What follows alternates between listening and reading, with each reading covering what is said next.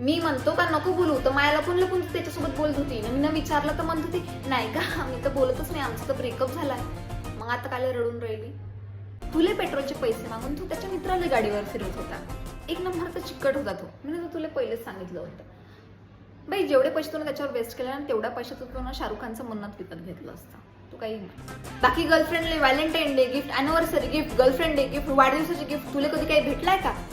आणि त्या दिवशी तुम्हाला काय विचारत होती, हॅलो त्याचा वाढदिवस येत आहे, काय देऊ त्याला गिफ्ट, वॉच देऊ की शर्ट देऊ? डुक्कर जे खाते ना ते त्याला गिफ्ट. मी तर तुला पहिलेच म्हणत होती का तू चांगला नाहीये, मला आवडतच नाही, पण तू माझ्या ऍक्शन तेव्हा ना, पिक्चर पाहायला चालतं का तर टाइम नाही, फिरायला चालतं का तर टाइम नाही आहे, पाणीपुरी खायला चालतं का तर टाइम नाही आहे, आणि दिवसभर त्याच्यासोबत बोलत होती फोनवर.